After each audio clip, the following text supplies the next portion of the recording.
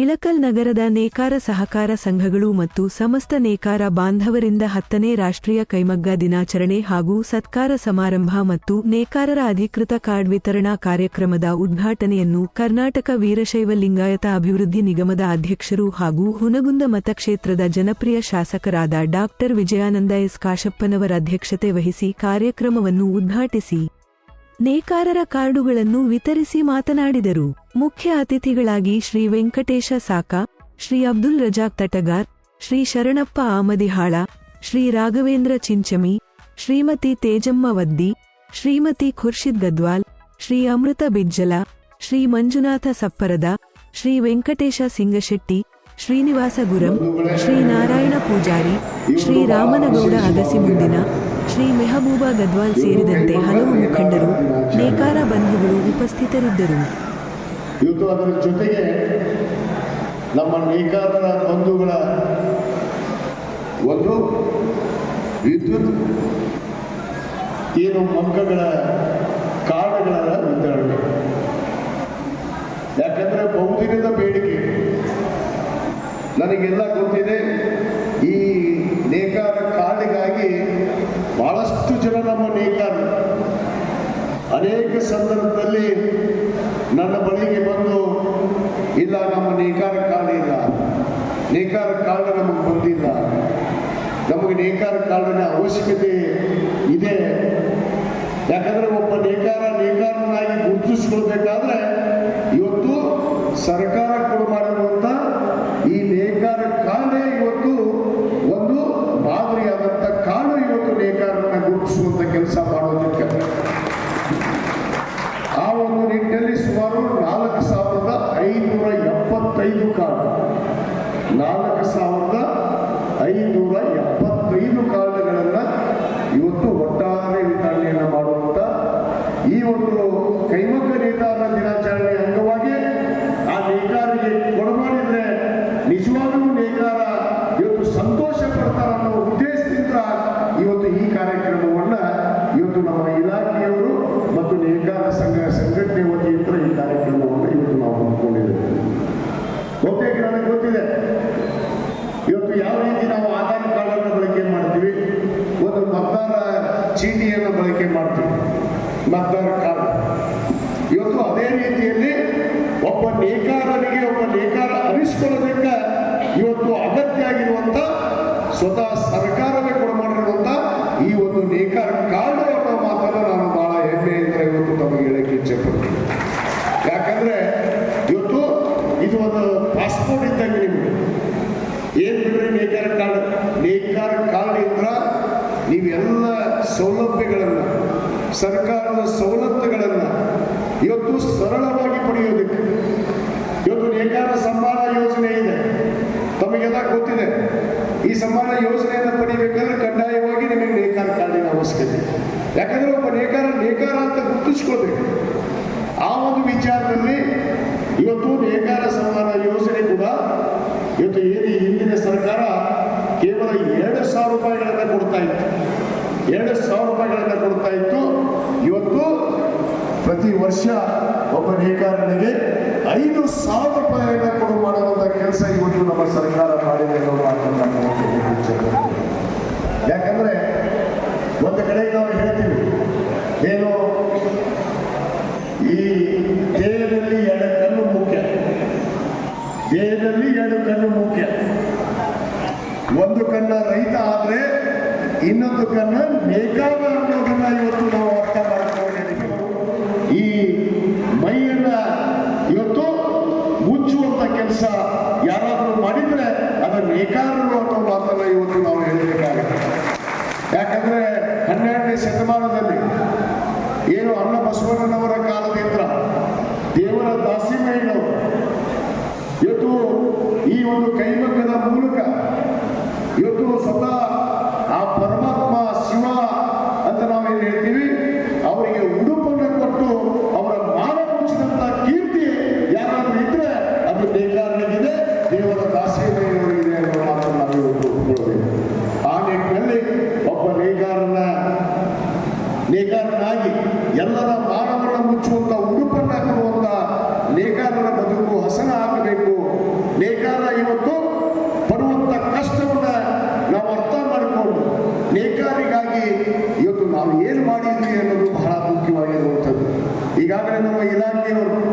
H B Patil ಅವರು ಅನೇಕ ಸರ್ಕಾರದ ಯೋಜನೆಗಳನ್ನು ತಮ್ಮ ಮುಂದೆ ಬಿಚ್ಚಿಟ್ಟಿದ್ದಾರೆ. ಬಹುತೇಕ ಬಹಳಷ್ಟು ಯೋಜನೆಗಳು ಇವತ್ತು ನೇಕಾರಿಗಾಗಿದೆ. ಆ ನೇಕಾರಿಗೆ ಆ ಮಾಡಿರುವಂತಹ ಯೋಜನೆಗಳನ್ನ ಸದುಪಯೋಗ ಆಗಬೇಕು ಅಂದ್ರೆ ಇವತ್ತು ನೇಕಾರ ಅನಿಸಿಕೊಳ್ಳುವಂಥದ್ದು ಗುರುತಿಸಿದ ಕಾರ್ಡು ತಮಗೆ ಬಹಳಷ್ಟು ಅವಶ್ಯಕತೆ ಇದೆ. ಆ ಒಂದು ನಿಟ್ಟಿನಲ್ಲೇ ಇವತ್ತೇನು ಸುಮಾರು 4,575 ಕಾರ್ಡ್ಗಳನ್ನ ವಿತರಣೆಯನ್ನ ಇವತ್ತು ನಮ್ಮ ಇಲಾಖೆಯವರು ಮಾಡ್ತಾರೆ. 475 ಕಾರ್ಡ್ಗಳನ್ನ ನಮ್ಮ ಇಲಾಖೆಯವರು ಪ್ರತಿಯೊಬ್ಬ ನೇಕಾರಿಗೂ ಕೂಡ ವಿತರಣೆಯನ್ನು ಮಾಡ್ತಾರೆ. ತಾವು ಯಾರು ಆತಂಕ ಪಡೆಯುವಂಥದ್ದು ಅವಶ್ಯಕತೆ ಇಲ್ಲ. ಈಗಾಗಲೇ ಅವರು ಸಿದ್ಧತೆಯನ್ನು ಮಾಡಿಕೊಂಡು 4,575 ಕಾರ್ಡ್ಗಳನ್ನು ಇವತ್ತು ಇಲ್ಲಿ ತಂದಿದ್ದಾರೆ. ಬಹುತೇಕ ಇನ್ನೂ ಅನೇಕ ನೇಕಾರರು ಬಹುತೇಕ ಅಲ್ಲಿ ನೋಂದಾಗಿಲ್ಲ. ಅನೇಕ ಜನ ಈ ಪಟ್ಟಿಯಿಂದ ಹೊರಗುವಂಥ ನೇಕಾರರಿಗೆ ಕೂಡ ಖಂಡಿತವಾಗಿ ಯಾರಾದರೂ ನೇಕಾರರು ಇವತ್ತು ಈ ಕಾರ್ಡ್ ಸಿಗದೆ ವಂಚಿತರಾಗಿದ್ದರೆ ಆ ವಂಚಿತ ಆದಂತಹ ನೇಕಾರರಿಗೆ ಕೂಡ ಖಂಡಿತವಾಗಿ ನಾವು ಕಾರ್ಡನ್ನು ಕೊಡಿಸುವಂಥ ಕೆಲಸ ಖಂಡಿತವಾಗಿ ಮಾಡ್ತೀವಿ ಅನ್ನೋ ಮಾತನ್ನು ನಾನು ಇವತ್ತು ಹೇಳಕ್ಕೆ ಇಚ್ಛೆಪಡ್ತೀನಿ. ಅನ್ಯಾಯ ಆಗಬಾರ್ದು ನಮ್ಮ ಉದ್ದೇಶ. ಯಾಕಂದ್ರೆ ಈ ಕಸಬನ್ನು ಬದುಕಿದಂತೂ ಬಹುತೇಕ ನಮ್ಮ ವೆಂಕಟೇಶ್ ಸಾಕ ಅವರು ಹೇಳಿದ ಹಾಗೆ ನೇಕಾರ ಅನ್ನೋದು ಒಂದು ಉದ್ಯೋಗ. ನೇಕಾರರಲ್ಲಿ ಯಾವುದೇ ಜಾತಿ ಮತ ಭೇದವಿಲ್ಲ. ಎಲ್ಲ ಧರ್ಮೀಯರನ್ನ ಎಲ್ಲ ಜಾತಿ ಜನಾಂಗವನ್ನ ಹೊಂದಿರುವಂತಹ ಒಂದು ಕಸುಬು ಅದು ಯಾವುದಾದ್ರೂ ಇದ್ರೆ ಅದು ನೇಕಾರರು ಅನ್ನೋ ಮಾತನ್ನು ಕೂಡ ನಾವು ಇವತ್ತು ಹೇಳಬೇಕಾಗುತ್ತೆ. ಅದಕ್ಕೆ ಎಲ್ಲ ಜಾತಿ ಜನಾಂಗದವರು ಇಲ್ಲಿದ್ದಾರೆ. ಅದರಲ್ಲಿ ವಿಶೇಷವಾಗಿ ಇವತ್ತು ತಾನೇ ಇವತ್ತೇನು ಕೈಮಗ್ಗ ನೇತಾರ ದಿನಾಚರಣೆ ಅಂಗವಾಗಿ ಇವತ್ತು ನಮ್ಮ ರಾಜ್ಯ ಸರ್ಕಾರ ಅನೇಕ ಹೊಸ ಯೋಜನೆಗಳನ್ನು ಕೂಡ ಇವತ್ತು ತರುವಂತ ನಿಟ್ಟಿನಲ್ಲಿ ಚರ್ಚೆಯನ್ನು ಕೂಡಿದ್ದಾರೆ ನಮ್ಮ ಸಚಿವರು ಮತ್ತು ನಮ್ಮ ಮಾನ್ಯ ಮುಖ್ಯಮಂತ್ರಿಗಳಾದಂತಹ ಸನ್ಮಾನ್ಯ ಸಿದ್ದರಾಮಯ್ಯನವರು.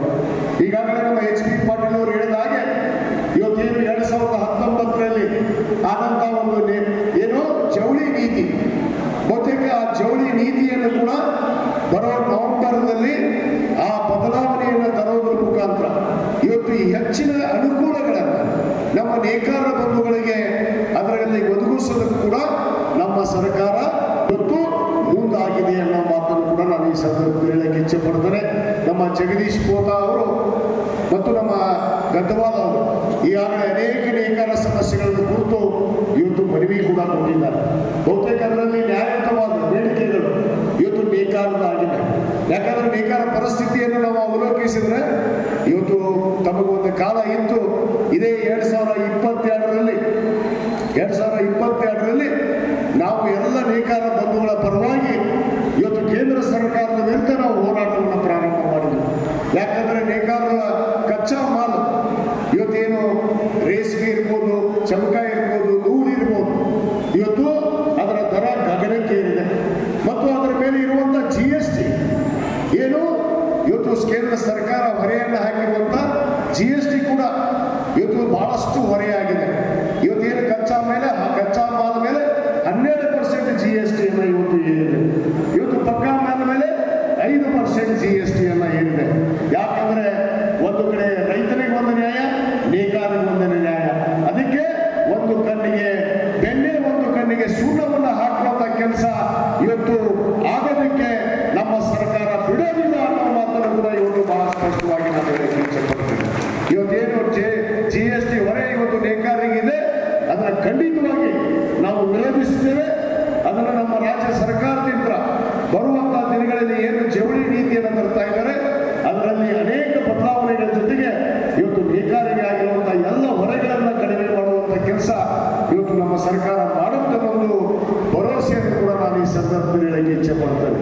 ಯಾಕಂದ್ರೆ ನೇಕಾರ ಕಸುಬು ಹಲವಾರು ನೂರಾರು ವರ್ಷಗಳಿಂದ ಬಂದಿರುವಂತಹ ಒಂದು ಕಸುಬು. ಯಾಕಂದ್ರೆ ನಾನು ಕೂಡ 1980ರಿಂದ ನಾನು ಇಳಕಲ್ಲೇ ಇವತ್ತು ನನ್ನ ವಿದ್ಯಾಭ್ಯಾಸವನ್ನು ಪಡೆದು ಅನೇಕ ನೇಕಾರ ಬಂಧುಗಳ ಮನೆ ಪಕ್ಕ ನಾನು ವಾಸಿಸಿದಂಥವು. ಯಾಕಂದ್ರೆ ನೇಕಾರ ಒಂದೊಂದು ಎಳಿ ಕಷ್ಟವನ್ನು ಕೂಡ ನಾನು ಬಂದವನಾಗಿದ್ದೇನೆ ಅನ್ನೋ ಮಾತನ್ನು ಕೂಡ ಇವತ್ತು ನಾನು ಹೇಳಕ್ಕೆ ಇಚ್ಛೆಪಡ್ತೇನೆ. ಆದ ಕಾರಣ ಈ ವೇದಿಕೆ ಮುಖಾಂತರ ಇವತ್ತೇನು ಕೈಮಗ್ಗ ದಿನಾಚರಣೆ ದಿವಸ ನಿಮಗೊಂದು ಪ್ರಾಮಾಣಿಕ ಪೂರ್ವವಾದ ಮಾತನ್ನು ಕೊಡೋಕೆ ಇಷ್ಟಪಡ್ತೇನೆ. ತಮ್ಮ ಏನೇನು ಸಮಸ್ಯೆಗಳನ್ನ ಮನವಿಯನ್ನು ಮಾಡಿಕೊಂಡಿದ್ದೀರಿ ಅವನ ಎಲ್ಲವನ್ನ ಖಂಡಿತವಾಗಿ ನಮ್ಮ ಮಾನ್ಯ ಮುಖ್ಯಮಂತ್ರಿಗಳ ಜವಳಿ ಸಚಿವರ ಹತ್ರ ಮಾತನಾಡಿ ಅವರ ಎಲ್ಲವನ್ನ ಈಡೇರಿಸುವಂತ ಕೆಲಸ ಖಂಡಿತ ಮಾಡಿ ಕೊಡುವಂತ ಕೆಲಸ ನಾನು ಮಾಡ್ತೀನಿ ಅನ್ನೋ ಮಾತನ್ನು ಹೇಳಲಿಕ್ಕೆ ಇಚ್ಛೆ ಪಡ್ತೇನೆ. ಯಾಕಂದ್ರೆ ತಮ್ಮ ಪರಿಸ್ಥಿತಿಯನ್ನು ನಾನು ಎಲ್ಲ ಹಂತದಲ್ಲಿ ನೋಡಿದಂತ. ಯಾಕಂದ್ರೆ ನಮ್ಮ ನಾರಾಯಣ ಸಾಕರೆ ಅವರು ಬಂದಿದ್ರಿ, ಎಲ್ಲಾದ್ರು ಇಲ್ಲಿ ಅದರ ನಾರಾಯಣ ಸಾಕರೆ ಅವರು ಮಾತಾಡಿದ್ರು, ಅವರು ಸತ್ಯವನ್ನು ಮಾತಾಡಿದ್ದಾರೆ. ಯಾಕಂದ್ರೆ ಆಗಿರೋ ಪರಿಸ್ಥಿತಿ ಇಲ್ಲಿ ಇಲಕಲ್ನಲ್ಲಿ ಅದೇ ಇದೆ. ಆ ಒಂದು ಕುರಿತು ಅನೇಕ ಸಾರಿ ನಾರಾಯಣ ಸಾಕರೆ ನಾನು ಈ ಕಡೆ ಬಂದಂದ್ರೆ ಸಾಕು ಅವ್ರು ನೇಕಾರ ಬಗ್ಗೆನೇ ಮಾತಾಡ್ತಿರ್ತಾರೆ. ನೇಕಾರಿಗೆ ಏನು ಮಾಡಿದ್ರಿ, ನೇಕಾರಿಗೆ ಏನು ಮಾಡ್ತೀರಿ, ನೀವು ಸರ್ಕಾರದಲ್ಲಿ ಏನು ಬದಲಾವಣೆ ತರ್ತೀರಿ ಅನ್ನೋ ಮಾತನ್ನು ನನಗೆ ಪದೇ ಪದೇ ಕೇಳ್ತಿರ್ತಾರೆ.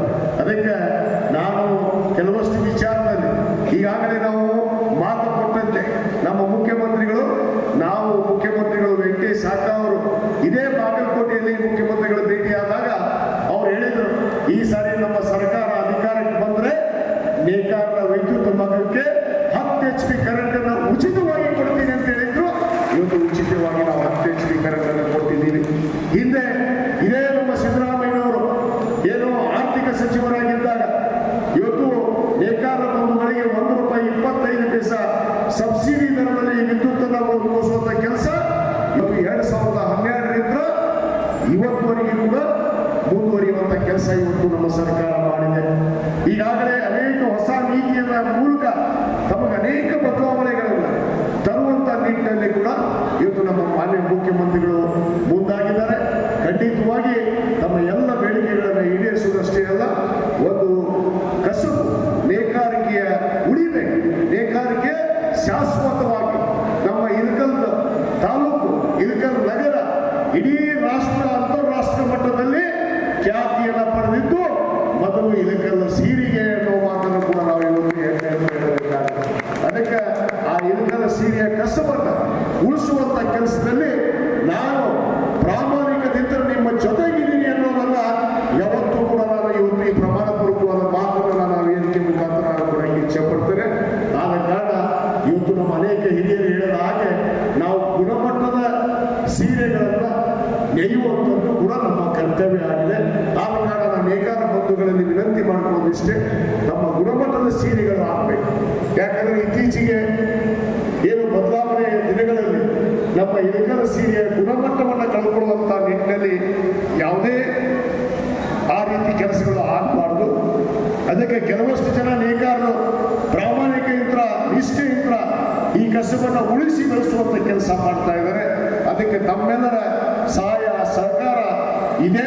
ಆ ಕಸಬನ್ನ ಇವತ್ತೇನು ನಮ್ಮ ಇಳಕಲ್ ಖ್ಯಾತಿಯನ್ನ ಹೆಸರನ್ನು ಗಳಿಸಿರುವಂತ ಆ ಸೀರೆಗೆ ಎಲ್ಲ ಏನು ಕೂಲಿ ಕಾರ್ಮಿಕರಿರ್ಬೋದು, ಕಟ್ಟಡ ಕಾರ್ಮಿಕರಿರ್ಬೋದು, ನೇಕಾರರಿರ್ಬೋದು ಮತ್ತು ಕಲಾವಿದರಿಗೂ ಕೂಡ ಈ ಶ್ರಮದಲ್ಲಿ ತಾವು ನೋಂದನ್ನು ಗಳಿಸಿದ್ರೆ ನಿಮ್ಮ ಮಕ್ಕಳ ವಿದ್ಯಾಭ್ಯಾಸದಿಂದ ಹಿಡಿದು ನಿಮ್ಮ ಆಸ್ಪತ್ರೆ ವೆಚ್ಚ, ನೀವು ಮನೆಯಲ್ಲಿ ಸಾವಾದರೆ, ನಿಮ್ಮ ಮನೆಯಲ್ಲಿ ಏನಾದರೂ ನಡೆದರೂ ಘಟನೆಗಳು ನಡೆದರೂ ಕೂಡ ಈ ಶ್ರಮ ಯೋಜನೆಯಲ್ಲಿ ನಿಮಗೆಲ್ಲ ಸರ್ಕಾರ ಇವತ್ತು ಸಹಾಯವನ್ನು, ಆರ್ಥಿಕ ಸಹಾಯವನ್ನು ನೀಡೋದಕ್ಕೆ ಇವತ್ತು ಮುಂದಾಗಿದೆ. ಆದ ಕಾರಣ ನಾನು ಎಲ್ಲರಲ್ಲಿ ವಿನಂತಿ ಮಾಡಿಕೊಳ್ಳೋದಿಷ್ಟೇ, ಈ ಶ್ರಮ ಏನು ಕಾರ್ಮಿಕ ಇಲಾಖೆಯಿಂದ ಈ ಯೋಜನೆ ಬಂದಿದೆ ಅದಕ್ಕೆ ತಾವೆಲ್ಲರೂ ಕೂಡ ನೋಂದಣಿಯನ್ನು ಮಾಡಿಸಬೇಕು. ಕಡ್ಡಾಯವಾಗಿ ನಮ್ಮ ಇಲಾಖೆಯವರು ಕೂಡ ನಾನು ಸೂಚನೆಯನ್ನು ಕೊಟ್ಟಿದ್ದೇನೆ. ಆ ಇಲಾಖೆಯ ನಿರ್ದೇಶಕರು ಇಲ್ಲೇ ಬಂದಿದ್ದಾರೆ.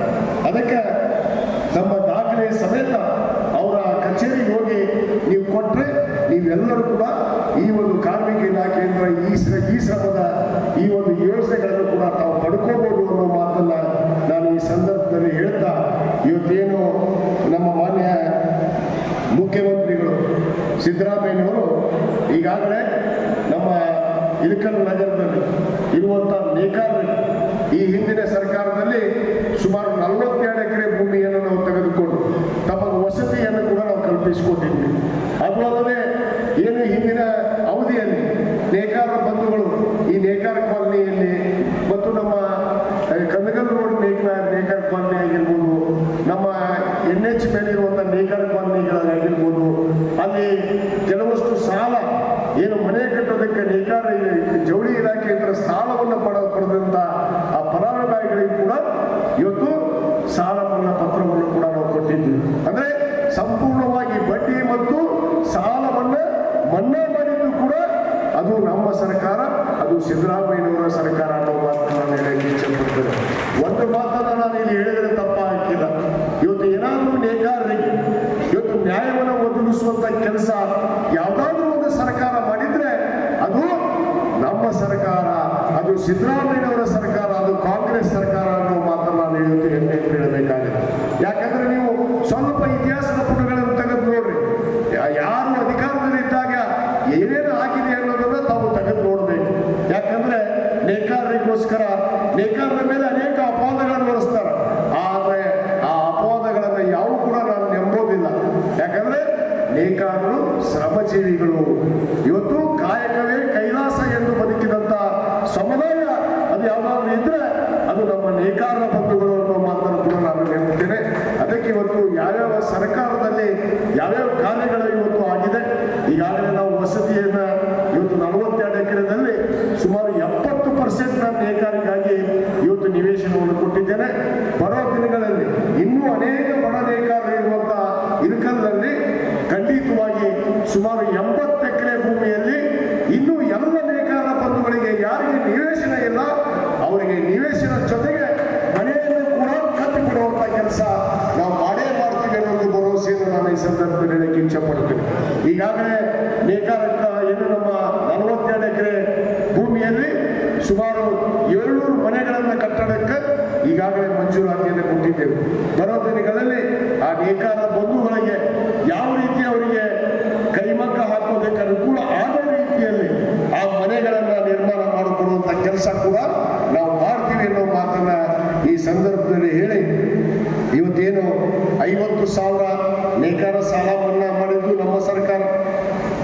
ನಿಮಗೂ ಒಂದೊಂದಾಗಿ ಹೇಳ್ತೀನಿ ನಾನು, ಎಷ್ಟು ಯೋಜನೆಗಳನ್ನು ಇವತ್ತು ನೇಕಾರ ಪರವಾಗಿ ಮಾಡಿದ್ದು ಅದು ನಮ್ಮ ಸರ್ಕಾರದ ಯೋಜನೆಗಳಾಗಿತ್ತು. ಬಹುತೇಕ ಅದರ ಜೊತೆಗೆ ಇವತ್ತು ನೇಕಾರರಿಗೆ ಏನು ಈ ಸಮಾನ ಯೋಜನೆಯಲ್ಲಿ ನಾವು ಈಗಾಗಲೇ ಕೊಟ್ಟಿದ್ದನ್ನು ಹೇಳಿದ್ದೀನಿ. ಮತ್ತು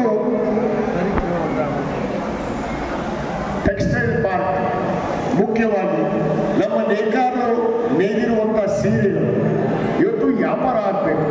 ಅಂತಾರಾಷ್ಟ್ರೀಯ ಮಟ್ಟದಲ್ಲಿ ಹೆಸರಿದೆ, ಆದರೆ ಬೆಲೆ ಕೂಡ ಅದರ ತಕ್ಕ ಬರಬೇಕು ಅನ್ನೋ ಒಂದು ನಿಟ್ಟಿನಲ್ಲಿ ಇವತ್ತು ಟೆಕ್ಸ್ಟೈಲ್ ಪಾರ್ಕ್ ಅನ್ನು ಮಾಡಬೇಕು ಅಂತೇಳಿ ನಾವು ಮುಂದಾಗಿದ್ವಿ.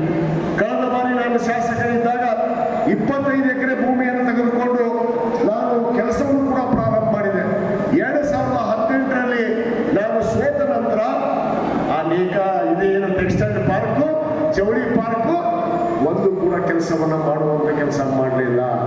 ನೇಕಾರರ ಹೆಸರಲ್ಲಿ ಮಾತನ್ನ ಹೇಳ್ತಾರ, ಆದ್ರೆ ನೇಕಾರರಿಗಾಗಿ ಏನು ಮಾಡಿಲ್ಲ ಅನ್ನೋ ಮಾತನ್ನ ಬಹಳ ಸ್ಪಷ್ಟವಾಗಿ ಈ ವೇದಿಕೆ ಮುಖಾಂತರ ನಾನು ಹೇಳಬೇಕಾಗುತ್ತೆ. ಯಾಕಂದ್ರೆ ಮಾತೆತ್ತಿದ್ರೆ ನೇಕಾರ ಅಂತಾರ, ಆದ್ರೆ ನೇಕಾರರಿಗಾಗಿ ಏನು ಮಾಡಿದ್ರು ಅನ್ನೋದು ಕೂಡ ಇವತ್ತು ಪ್ರಶ್ನೆ ಆಗಿದೆ.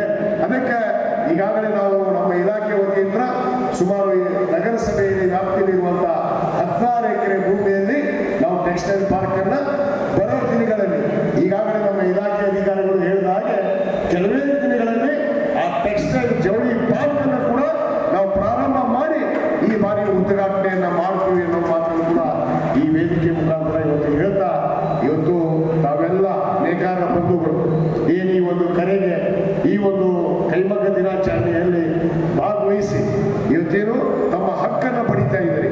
ಇದು ಹೇಳಿದಲ್ಲ, ಒಂದು ಪಾಸ್ಪೋರ್ಟ್ ಇದ್ದಂಗೆ, ನಿಮಗೆ ಪಾಸ್ಪೋರ್ಟ್ ಇದ್ದಂಗೆ. ಯಾಕಂದ್ರೆ ನೇಕಾರ ಕಾರ್ಡ್ ಅನ್ನೋದು ಬಹಳ ಅಗತ್ಯವಾದಂತ ಒಂದು ಈ ಒಂದು ಕಾರ್ಡ್ ಅನ್ನ ಇವತ್ತು ತಾವು ಪಡಿತಾ ಇದ್ದೀರಿ. ಅದರ ಸದುಪಯೋಗವನ್ನು ಪಡ್ಕೊಂಡ್ರಿ. ಮತ್ತು ಕಾರ್ಮಿಕ ಇಲಾಖೆಯಲ್ಲಿ ಎಲ್ಲರೂ ಕೂಡ ಕಡ್ಡಾಯವಾಗಿ ತಾವು ನೋಂದಣಿಯನ್ನು ಮಾಡಿ ಆ ಕಾರ್ಮಿಕ ಇಲಾಖೆಯಲ್ಲಿ ಇರುವಂತಹ ಸವಲತ್ತುಗಳು ಕೂಡ ತಾವು ಪಡ್ಕೋಬೇಕು ಅನ್ನೋ ಮಾತನ್ನ ಈ ಸಂದರ್ಭದಲ್ಲಿ ಹೇಳಿ, ಮತ್ತೊಮ್ಮೆ ಇಲ್ಲಿ ಆಗಮಿಸಿರುವಂತಹ ಎಲ್ಲ ನೇಕಾರ ಬಂಧುಗಳು ಬಹುತೇಕ ಹೊಟ್ಟೆ ಹಸಿಯಾಗೈತಿ ಅಲ್ಲ, ಹೊಟ್ಟೆ ಹಸ್ತೈತಿ. ಇದು ನಮ್ಮ ತಾಯಿ ಆತ ಟೈಮ್ 2:30 ಆಯ್ತು.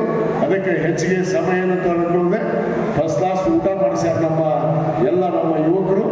ಊಟವನ್ನ ಮಾಡಿ ತಾವು ಹೋಗಬೇಕು ಅಂತ ಹೇಳಿ ವಿನಂತಿ ಮಾಡಿಕೊಂಡು ಈ ಕಾರ್ಯಕ್ರಮದ ನಂತರ ನಮ್ಮ ಇಲಾಖೆಯ ನಮ್ಮ ಉಪನಿರ್ದೇಶಕರು ಮತ್ತು ಎಲ್ಲ ಕಾರ್ಮಿಕ ಇಲಾಖೆಯವರು ಇಲ್ಲಿ ನಿಮ್ಮ ಜೊತೆಗಿದ್ದು ಪ್ರತಿ ಒಬ್ಬರಿಗೂ ಕೂಡ 4,575 ಕಾರ್ಡನ್ನು ಕೂಡ ಹಂಚಿಕೆಯನ್ನು